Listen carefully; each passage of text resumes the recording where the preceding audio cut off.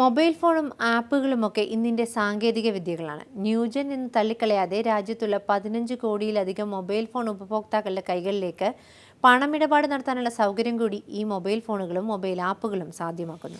SBIയുടെ mobile വാലറ്റായ SBI ബഡിയിലൂടെ പണമിടപാടുകൾ എളുപ്പത്തിലാക്കാൻ സാധിക്കുമെന്ന് bank ഉറപ്പു തരുന്നു. കറൻസി അച്ചടിച്ച് വിതരണം ചെയ്യുന്നതിനും കള്ളനോട്ടുകൾ തടയുന്നതിനും ചെലവാക്കേണ്ടി വരുന്ന തുകയേക്കാൾ വളരെ ചെലവ് കുറഞ്ഞതാണ് UPI ശൃംഖല ഉപയോഗിച്ചുള്ള പണമിടപാടുകൾ. കാർഡ് സ്വൈപ്പിംഗ് സംവിധാനമില്ലാത്ത ചെറുകിട കച്ചവടക്കാർക്കും മറ്റ് കറൻസി കൈമാറ്റം കൂടാതെ എളുപ്പത്തിൽ ഉപയോഗിച്ചു തുടങ്ങാവുന്ന വാലറ്റ് സംവിധാനമാണ് ഇപ്പോഴത്തെ സാഹചര്യത്തിൽ ഏറ്റവും ഫലപ്രദവും പ്രായോഗികവും. പണം സ്വീകരിക്കാൻ മാത്രമല്ല, ബില്ലുകൾ അടയ്ക്കാനും സുഹൃത്തുക്കൾക്കും മറ്റും കൈമാറുന്നതിനുമൊക്കെ ഇത് മതിയാകും. അതുകൊണ്ട് തന്നെ SBI മൊബൈൽ വാലറ്റ് സംവിധാനത്തിലേക്ക് ചുവടുവയ്ക്കുകയാണ്. നമ്മുടെ മൊബൈൽ നമ്പറുമായിട്ട് ബന്ധപ്പെടുത്തി ഈ മൊബൈൽ ആപ്ലിക്കേഷൻ നമ്മുടെ ആൻഡ്രോയിഡിലും iOSലും അവൈലബിൾ ആണ്.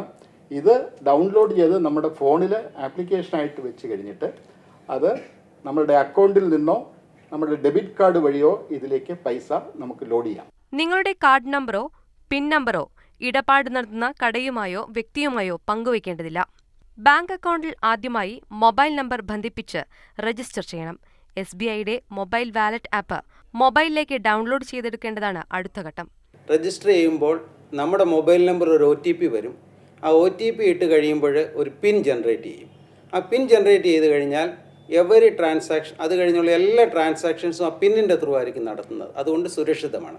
13 ഭാഷകളിലാണ് ബഡി മൊബൈൽ വാലറ്റ് ഇന്ത്യയിൽ ലഭ്യമാകുന്നത്.